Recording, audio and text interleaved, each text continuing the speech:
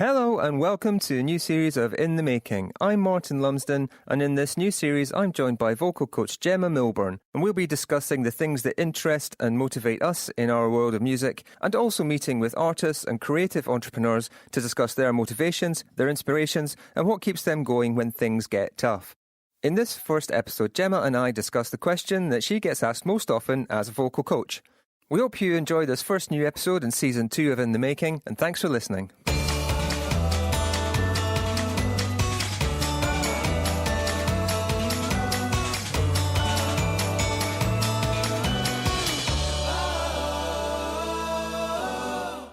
I was at Mudlarks and they do the vegan buffet nights, world food buffet nights. Oh yeah. And I love them, they're really amazing. And somebody that I was chatting to there who I'd never met before said to me, so is it true that anybody can sing? So I ended up getting into the conversation and everyone around the table was quiet and really listening, and I thought, this is what everybody asks me all the time. I get asked it all the time, is it true that anybody can sing? So for my 60 seconds I was like, I'm going to answer the question that everybody asks me in 60 seconds. I gave my take on it. Yeah, I gave a certain spin on it that I think is quite powerful, and is because I think that a lot of it is being open to the idea that everybody could sing, even if you can't right now. Just having that mindset that everybody might be able to sing. So, shall I tell you what I said? Yeah. Okay. So are you saying this is a scientific approach to can everybody sing? So this isn't psychology. This is actually a science. Yeah, I'm just going to say it. What is the science of singing? Okay, so the human vocal tract is unique in that it's longer than other mammals. Okay. So primates have, obviously we're very similar in anatomy, but their vocal tract is shorter than ours, and this additional primates length being that we like have, chimpanzees and apes and things like that. No. Yes. Yeah, okay. And that extra length is what allows us to make singing-like sounds. And studies on the evolution of man have found that, or humankind, have found that our human vocal tract has had this additional length and has been set up in a way that allows for singing like sounds for 10,000 years longer than it's been set up in a way that allows for speech. Singing before speaking? 10,000 years before speaking. So a really long time. So it might not have been as formal and structured as singing, but it was sounds that carry long distances, that are resonant, that perhaps were set to music or musical, probably before we had pianos and stuff like that, but sounds that were singing like in nature. Humans have been doing that for 10,000 years longer than they've been making speech-like sounds. So like a primary form of communication. Primary? I don't know what the word is I'm looking for. Primordial? No, that can't be right. Primitive? That's soup. Primitive, yes. Okay. That's a much better word. Yeah. Primitive form of communication was over long distance. Like, because, I can kind of get... Like, even, like, what's, like, yodeling is, like, a modern... Well, not even modern, but that's a kind of equivalent thing, isn't it? Why was that a thing? Why was that evolved? That wasn't just people standing on mountains for the sake of singing. That was sending messages, I think. Yeah, no, it was. So, or people believe that it was. And there's a really great book called The Singing Neanderthals, and it's by a man called Mithen. And I'll lend you it. It's very good. And it talks about how singing and music evolved as a form of communication and language. And it is very closely linked to language. And there's this really nice phrase that they use, and they say, it's not like cheesecake. It's not an invention. It's not like a smartphone. It's not something, it's not something that humans invented and came up with. It's something that is intrinsic in all of us as a form of language. Yeah. And we used to live in small communities and very close together. Is that right? But if we needed to communicate longer distance, we needed our voices to carry. Yeah. We couldn't just like hop in the car or send an email. So now, okay, so I'm getting it wrong, but now that we live, everything's close together and easy to communicate, we don't need to make those sounds so much. So we talk. We use less of our vocal tract length. We use more of the mouth, whereas singing requires a bit more of this throat space. So to answer the question, can anyone sing? Well, it's almost more human. It's such a human thing to be able to sing, but our concept of good singing has become quite a commercial thing, hasn't it? Which is very, very modern. Yeah. So it's a marketable commodity rather than a communication device. Yeah. And it's become something that we think of as beautiful or cool or whatever, whereas really it's such a human thing that, you know, that we've now got these new concepts of beauty and cool and whatever, you know, marketable that... Yeah, it does. It kind of makes me think about those things that we don't consider too much because we're so embedded in it, but like culturally we're quite different across the globe as well in terms of what we consider to be correct, so anything correct musically, for example. That even musical notation and scales and things like that are quite predetermined culturally in terms of Western culture, very different from Eastern Asian cultures, are very different in terms of what they consider to be scales. For example, what does that work? You can hear that in, and thinking about that communication as well, you can hear that in some of the chanting that you get in sort of Middle Eastern communication, religious stuff particularly, and probably everyone's kind of familiar with that kind of, what to us sounds a little bit atonal. Slightly weird sound, but it immediately places you in that culture. If you hear it on a record or something, you can get that it's kind of, the influence is something different. Yeah, and what's really interesting is that there's not a single community on the planet that doesn't have music or singing. So it's not like I said, it's not like smartphones where the technology might not have reached certain, or might not be relevant to certain communities. It's so innate in humans to sing and be musical that there is not a single community or society or culture on the planet that doesn't use music in some form. And if you think about it, animals do not respond to music. I would be playing music, my dog's lying on the floor, he's not dancing, you know. Animals don't respond I've seen them on YouTube dancing. Well, I think they've been taught. I think they've been coached somehow. But it's not something you just decided to do. No, you know. What am I thinking? No, I'm thinking of Snoopy now. Okay, that's different. Snoopy, well, mate, Snoopy's slightly different. But it's such a human thing. Yeah. And it's not, some people say, oh, I'm not musical, I'm not creative, I can't sing. And it's like, well, maybe just, you know, I just sense that that's something that they're not exercising, and that modern society and modern life has maybe taken us away from that somehow.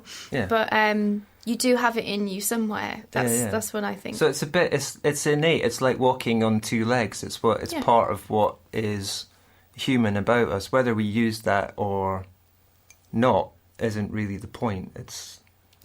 It's fundamental to being human. It's what differentiates. So the ability to sing is a human thing, not an individual person thing. Yeah, definitely. So everybody can. Yeah, and I think that's something that I really carry in my work, is that people will say to me, let me know if you think that it's not worth me doing this.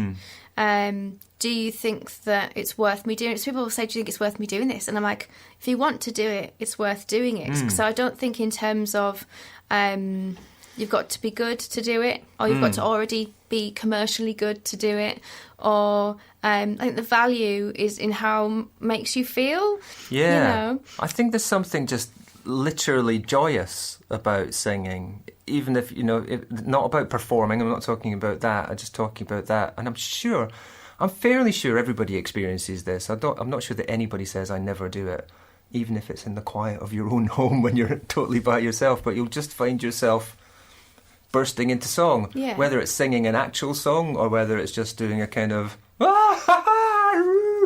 making noises.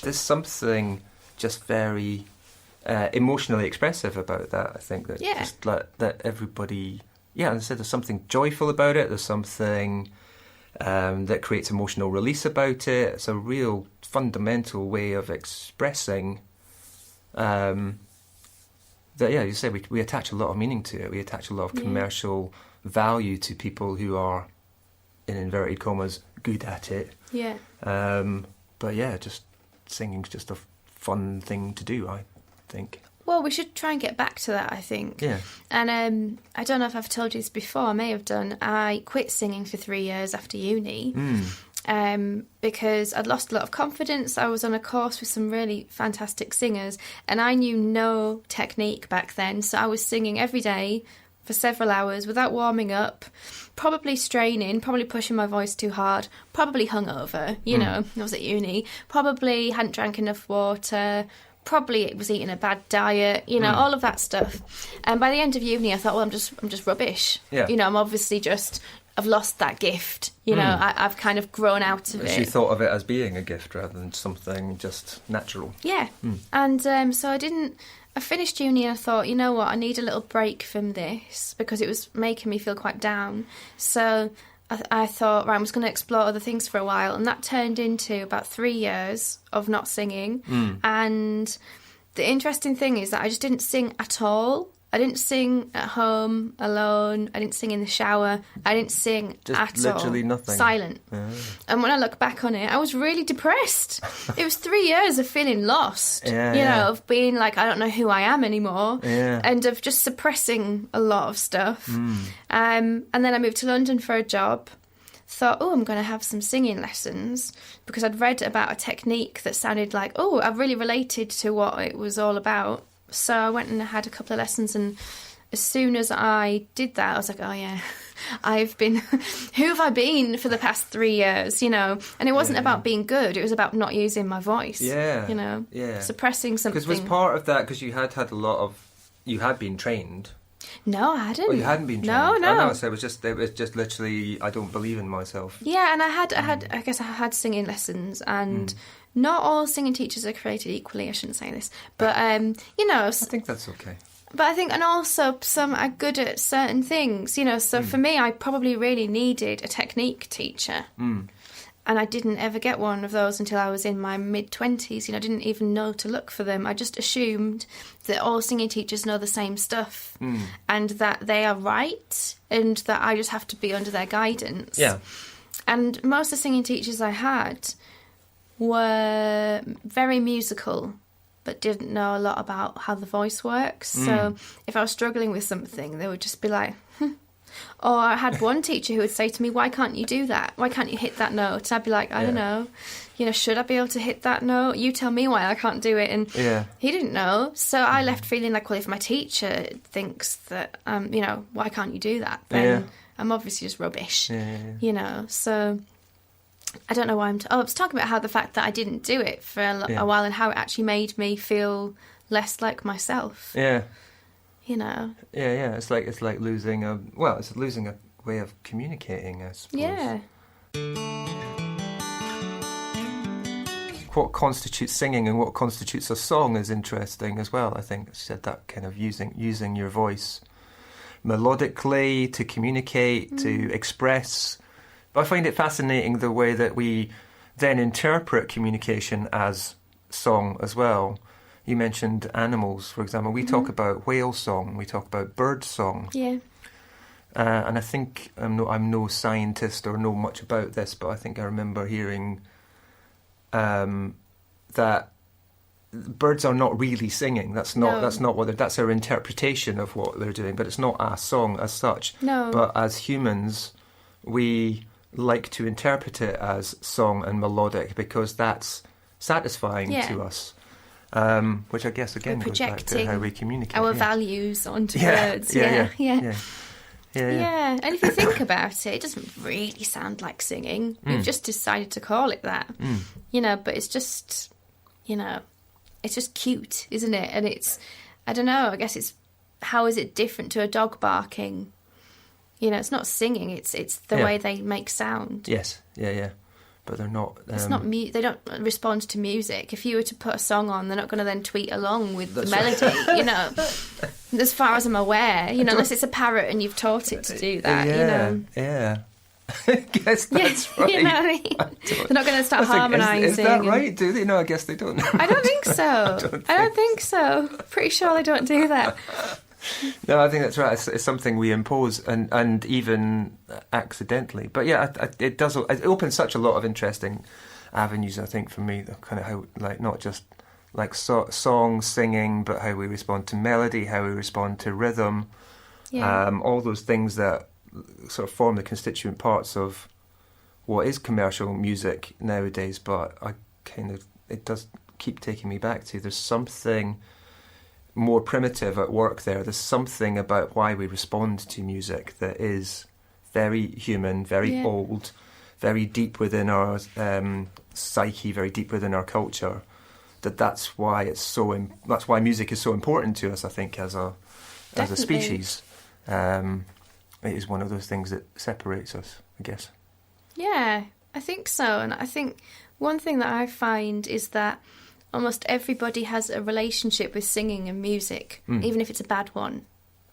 You know, everyone's got some feelings about it. So everywhere I go, I mention what I do for a living, and people have something to say about it. It's not like I say, oh, I'm a forklift truck driver, and they go, oh, okay. You know, people have usually got, oh, yeah, you don't want to hear me sing, or my husband sings, or, you know, people have usually got something to say, or they'll say, oh, I sang in choir when I was at school, or when I was at school, my teacher told me I can't sing. People have usually got something to say about it. And that just shows how, you know, how much of a big part it is of being human. It's not really optional. And I think when people are opting out, perhaps there's a reason for that. Like, for me, when I didn't sing all that time, I felt a bit lost. You're a vocal coach, vocal teacher. Yeah. What is it that... I don't know what the question I'm wanting to ask is. What is it that separates people who just naturally are happy singing or naturally unhappy singing from people that want to improve their singing for whatever, or improve their voice for whatever reason? What in your experience, what is it that's bringing them to the point where they want to learn something? I mean, different people come for different reasons. Some people just want an outlet for something that they know they want to do. And some people come for lessons and quite soon realise that they don't really necessarily want to get better. They just needed an outlet, and they might then go and join a choir or join a band or something. Some people come because what they have in their head for what they want to do doesn't match what comes out of their mouth. So they want to find methods of getting their kind of vision for their voice out of their mouth. You know, so matching up their thoughts with their motor skills. And some people come because they may feel some discomfort, some tension, some strain when they're singing, which makes it less fun and again stops you from being able to kind of do what you actually want to do. And I think a lot of the time it's singing along to commercial stuff and going, oh, I can't hit that note, I can't do that bit. And then sometimes it's people who have been able to do it and have lost it somehow. So it's not always people who are professionally singing, that even that's too far, but it's not even necessarily people who are looking to, I don't know, perform singing. It's just people who want to sing. Yeah, it's not always because they want to be able to perform better or be on stage or sing in front of people. I think having worked with professionals and hobby singers, there's no kind of correlation between quite often the professionals have no desire to get any better than they already are, and they're not necessarily any better than a hobby singer. They just are out there doing it, you know. And then I've worked with people who really take their hobby of singing very seriously, and they practice and they get really good, but they've got a job that they love, they've got a family that they're happy in, and they don't necessarily want to change anything about their life, but it's just something that they enjoy doing and they want to come and get better at. So yeah, you must come across, and I know I do when I'm recording people, doing things that are actually inappropriate for their voice because they want to sound a different way from how they actually are. Yeah. So it's quite loaded, that will I ever get the voice that I want? Because I guess it's kind of maybe not, because the voice that you want may not be possible. Is there some truth in that, or is that denying the possibility of anything happening? I think that.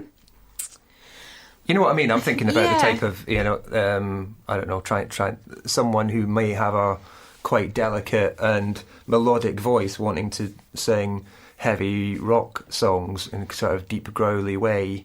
It sort of feels like, well, I know you want to sound like that, but it's not appropriate for your voice. So can I get the voice that I want? The answer is the answer no, or is it not?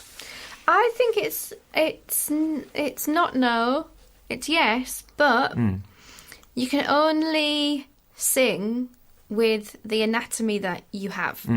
So you can never change the length of your vocal folds or the shape of your throat or any of the things that determine what your voice sounds like, but you can use it to its full potential.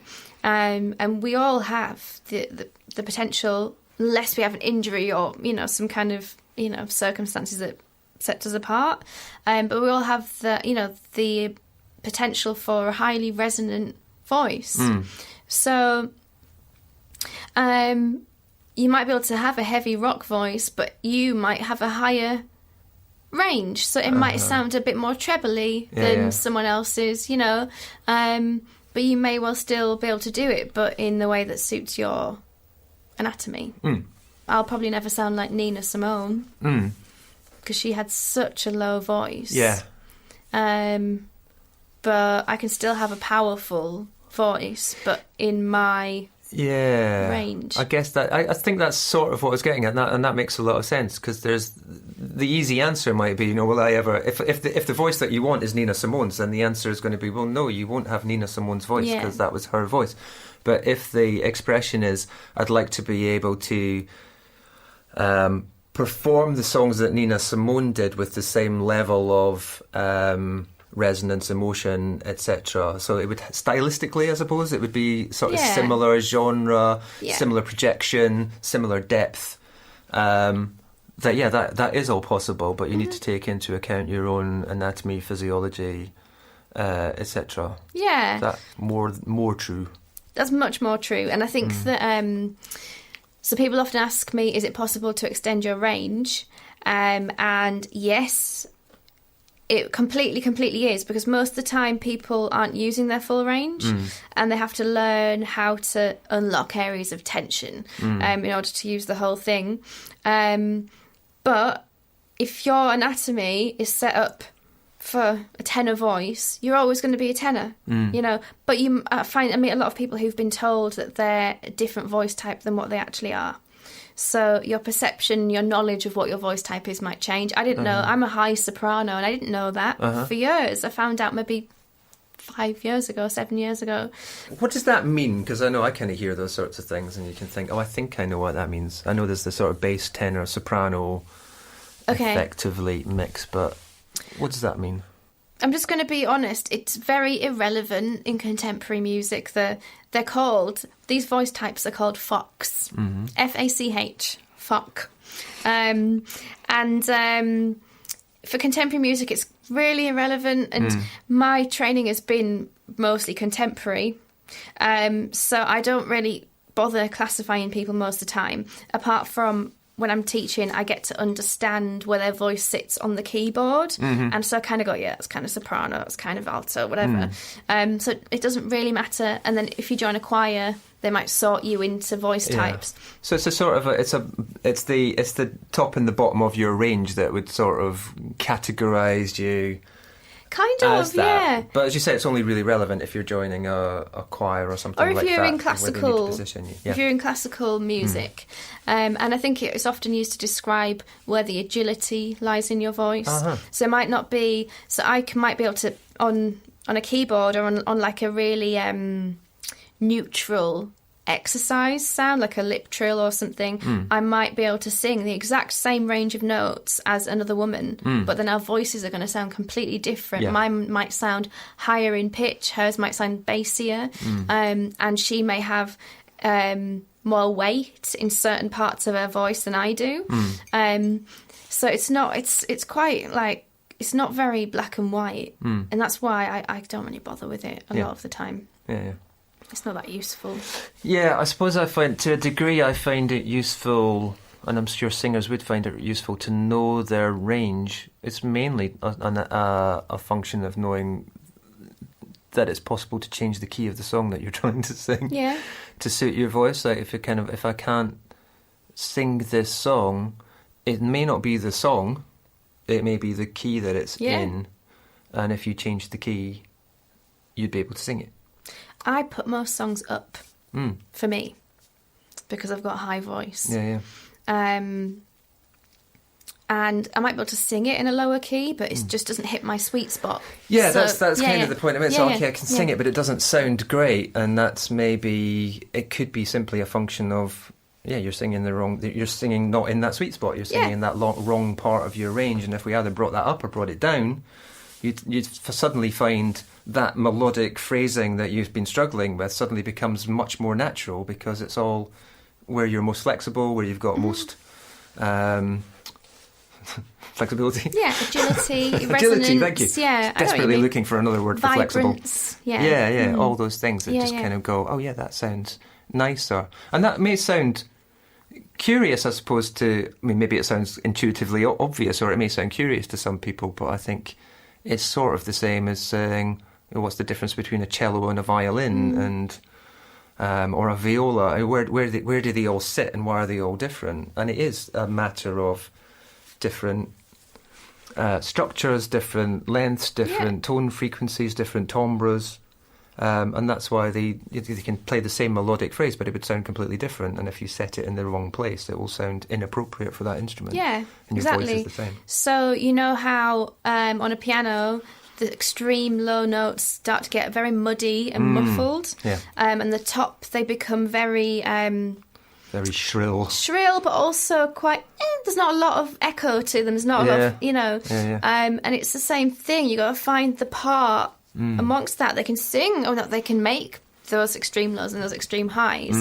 But where is it most vibrant and resonant? Where does it, where does it sound best? And also, as a singer, where does it feel best? Where do you get the most resonance with no effort? And I think that a lot of the time people think about having to put stuff down to be able to sing it better.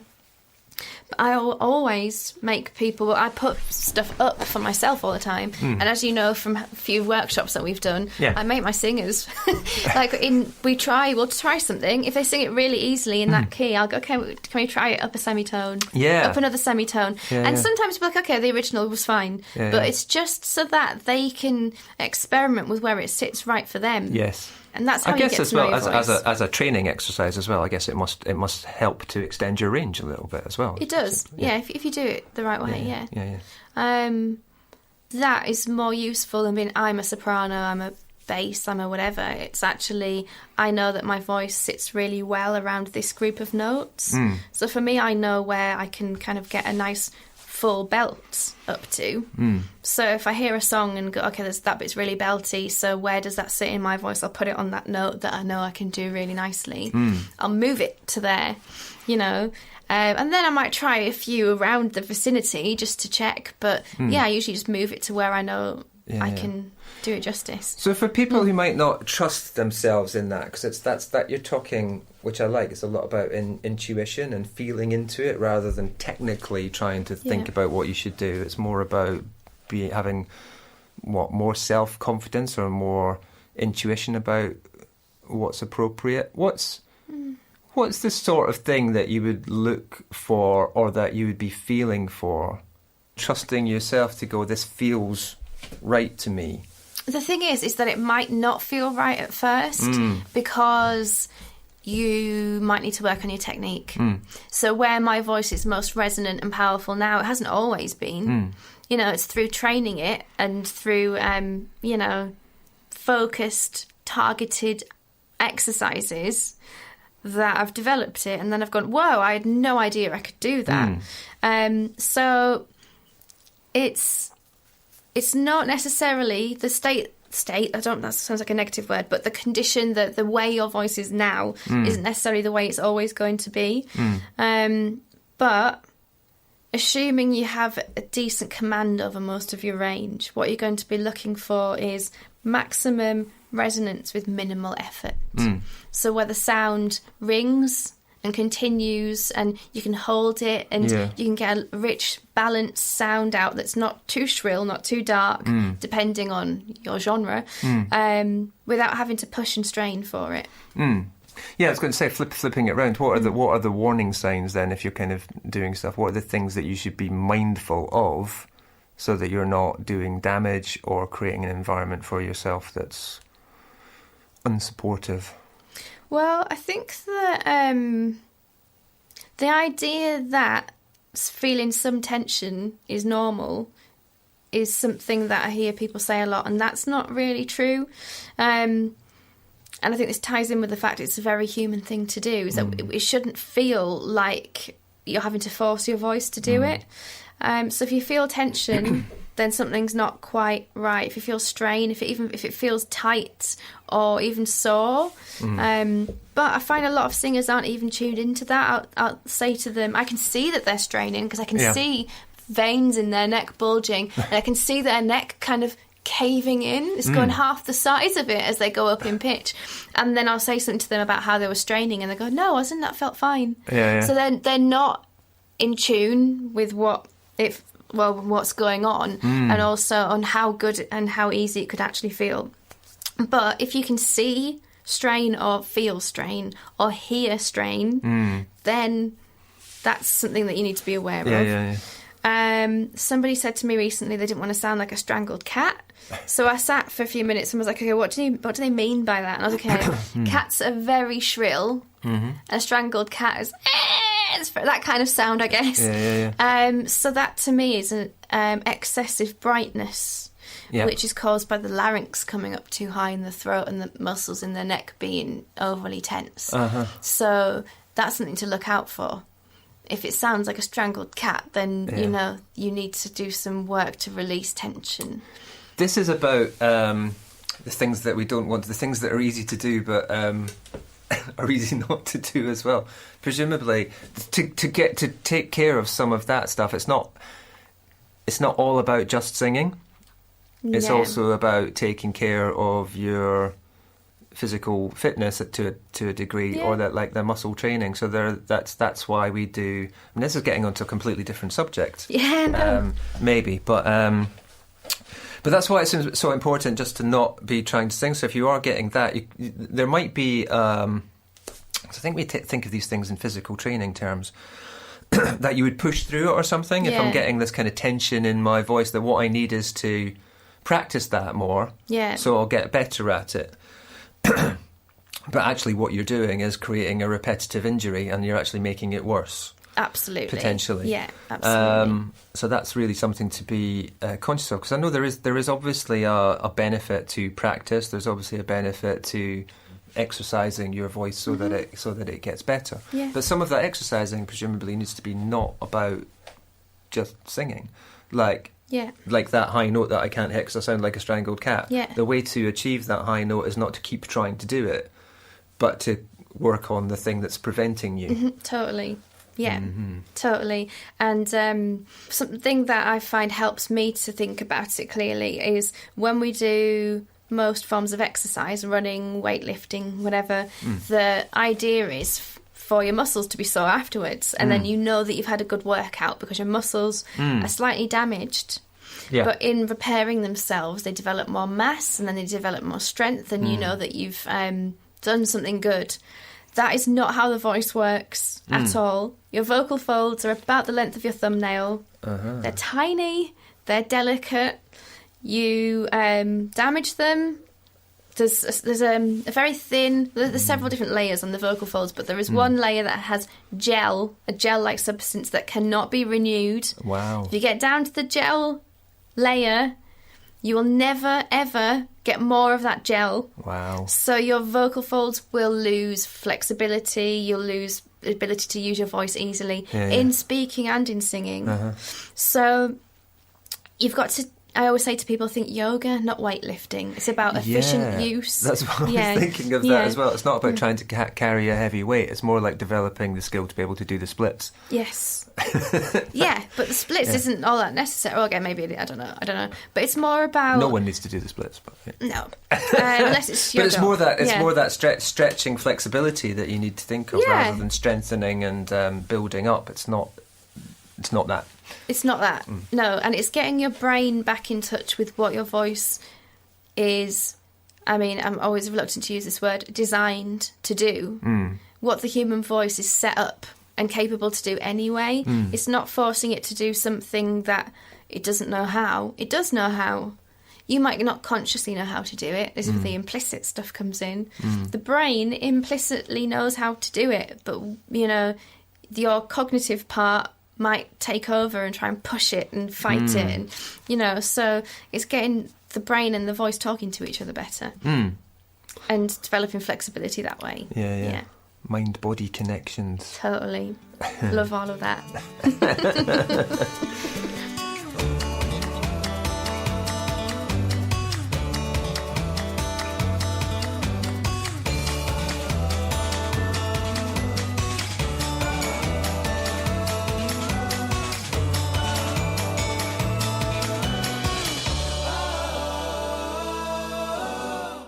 Thanks for listening to this first episode in the new series of In the Making. In the next show, Gemma and I talk a bit further about music and cover all sorts of ground, including vibrations and Disney films. Episode 2 will be coming to you soon, but we'd also like to hear from you if you'd like to be involved in future episodes. So if you've got something you're passionate about and would like to have a chat with us, we'd love to hear from you. All the details will be in the podcast information, where you can also find links to our website. If you've enjoyed this episode, please do like and subscribe so you'll get notified when we release new episodes. And if you've really enjoyed it, please leave us a review and let us know what you thought. Thanks again for listening, and we look forward to you joining us again next time.